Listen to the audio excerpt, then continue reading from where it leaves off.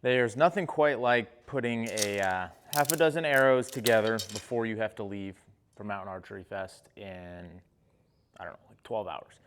All right, guys, what's going on? So we're up here in the barn today.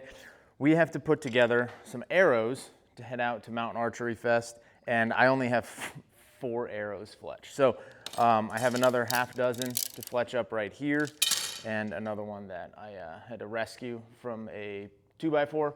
So I had to pull the fletchings off the back. But so we got 7 arrows we need to refletch. I'm gonna go over these arrows and why I'm shooting them for Mountain Archery Fest because why not? So on top of putting some arrows together, we finally got our LED light strip that we're gonna put around the target. I wanted to do this the day I built the target, but Amazon just didn't deliver it in time. So really cool solar panel LED light kit. It says it has enough battery. Like, people are using this around like walkways.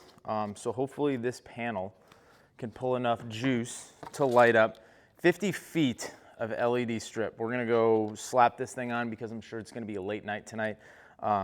Just shooting all these arrows in, making sure everything flies right. Could be dark, so we could be shooting at night. All right, so essentially we have to build, not just fletch, but we have to build 6 arrows we have to build, 1 we have to refletch. But these are the Victory Rip TKOs. These are a 5mm shaft. And part of the reason I haven't shot a 5mm shaft in a while, the last time I shot a 5mm shaft, I believe was an Easton Axis. Nothing wrong with those, but I've really just been shooting a lot of 4mm stuff. Been shooting a ton of these Ultra arrows, which I like a lot, but I am really limited on how many I have right now.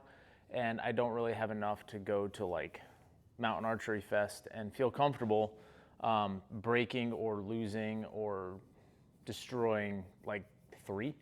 That'll put me in a pretty tight bind. So until I get more to come in, decided I was gonna shoot something different. So went with a 5mm Victory Rip TKO.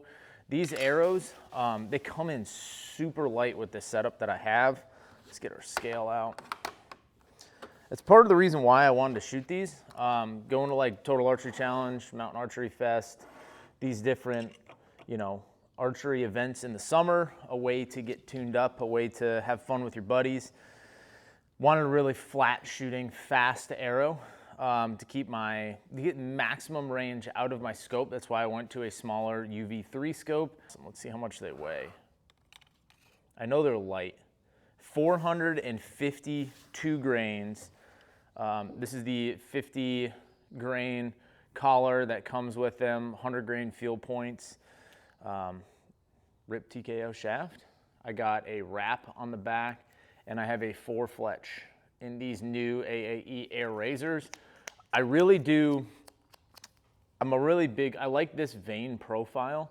The size of the Vane, the 4 fletch, I feel like it does a really good job steering just about any broadhead on the market. I know I shot a 3 fletch last year with the Hunter hybrids, but something like this, dude, you can get away with pretty much any broadhead on the front of this with this setup in the back. These are fletched just to the left, helical, probably like 2 degrees if I had to guess. But these AIRAZR Vanes, these things are actually super sweet. Let's see if we have something we can compare them to. All right, we have some Max Stealth Vanes, which are the same as the 26s, and we have some TAC Vanes. So it's gonna be really hard to see on the video, but these Max Stealth Vanes and the 26s, they're a lot softer. They're made of a very soft, material, plastic material for the Vane. Nothing wrong with them. They do a really good job of returning back to this state. So if you launch them, deep into the target and they get smushed, carrying around in a bow case, they get folded over, they typically come right back to the figure and shape that they were originally designed. But they are a little heavy. I don't remember what these are per grain, but these are the heaviest of the 3 that I'm going to show you today. The Max Stealths, plus they take a little bit of extra prep to get them. You have to use a primer pen, you have to use the whole adhesion kit. And then you have the TAC Vanes here. The thing I liked about the TAC Vanes is that they're a lot stiffer, right? Not a huge fan of this profile, personally. I don't think there's anything wrong with it, but I I don't know, I like this little rounded profile a little better than the, I think this is a shield cut, but I like them. I've had problems getting these to stick in the past. I've had problems just with tack vanes, just kind of being a pain in the ass to put on, put together.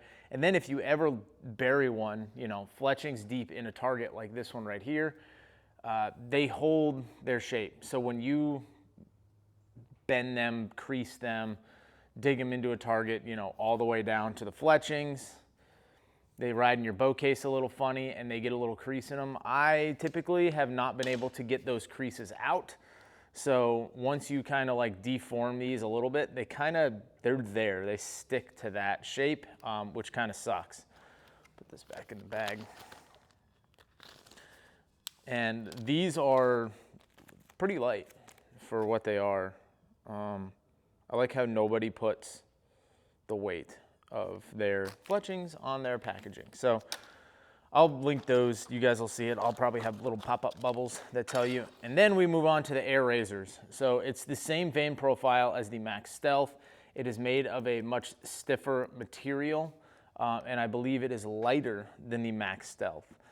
I don't know if it's as light as the tack vane, but there's no prep. Both of these, Max Stealths and tack vanes, there's a lot of prep work to get these to here correctly. You have to use a primer pen. You have to make sure your shaft, your arrow wrap is perfectly clean. Use their glue. Use whatever glue. I've used both, but there's extra prep work to putting both of these on your shafts. The 26s, there is no prep work, but I found that when you did prep work, it worked a little better. But these AIRAZRs, there's absolutely no prep work. They tell you not to do any prep work on them. And since I've fletched these up, they have been absolutely awesome as I pull one off, but I didn't pull it off. I tore the wrap. God damn it. So yeah, they've adhered really well, except for the one that I just tore the wrap on. Pisses me off. That means we have to do 8 now. But whatever. It's just fletching arrows. So let's get to fletching because I got my work cut out for me today.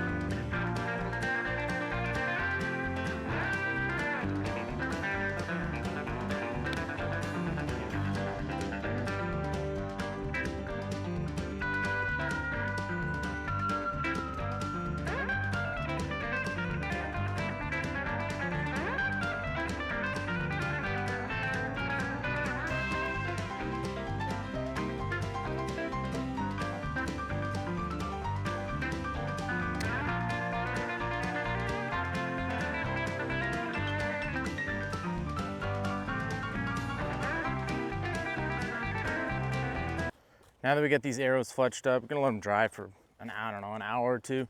Still gotta pack, get everything ready to head to Mountain Archery Fest, but we're gonna take this LED solar light kit, toss it up in the little target we made. We also need to do some tree trimming.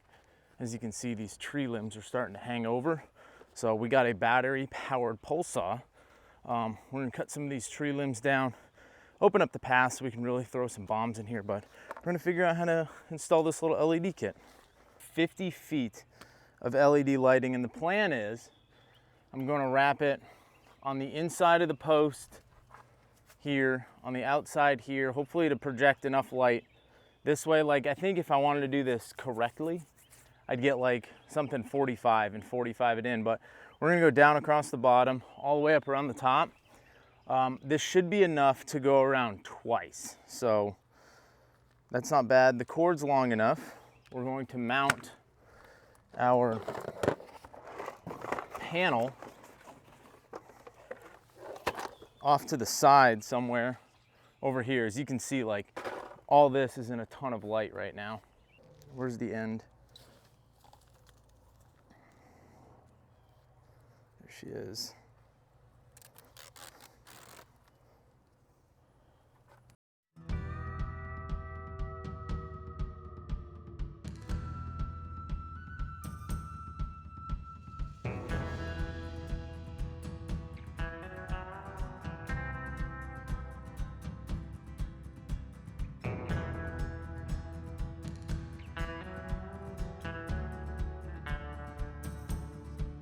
So I have it wrapped 2 across the bottom. We're going to put the brackets throughout. And then on the side here, what I actually did was I put it on the flat side and then the 45. I'm just going to wrap some zip ties around the top. I'm gonna put brackets across the top again, but then where I put it up against the sheet metal, I'm actually just gonna get some clear packing tape and just wrap it on there. But I think this will be good, you know, for what I'm trying to do. Just trying to light this target up a little bit at night, so that way when I do come out here and shoot, I can turn the light on here, turn the light on in the barn, and be good to go. All right, here we go. We got our solar panel hooked up. We got our gear ties, holding it in for now. Kind of looks sloppy down here. We used the brackets that it came with to attach it across the top. We used some packing tape up here to attach it to the sheet metal, and then worked it all the way down. I really didn't do much along the bottom because it was kind of hard to get some of these screws in there. On.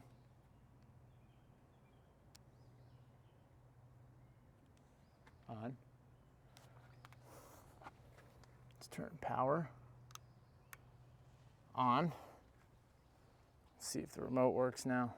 So it will turn on briefly, but I don't think there's enough power to keep it on right now. So let's let this thing soak up sun for the rest of the day. Come back tonight, get a couple shots in, get ready for Mountain Archery Fest, which is tomorrow. We leave tomorrow morning, 4 a.m. to drive up there. So it's kind of imperative that I got these arrows done today. I'm gonna let them dry for the day. And then, like I said, I'll probably come out tonight, start packing the bag, put the bow in the truck, get everything ready to go, turn our old LED kit on here, and shoot in the dark, see how it works. It's officially nighttime. Target actually looks really, really good. I turned this bay of lights off that is directly above me because it's kind of washing the target out. I actually haven't even shot it yet. So the LEDs do a good job. That's as bright as it gets. There's like 4 levels of brightness. That's the brightest. I wish it was a little bit brighter, but it's not too bad.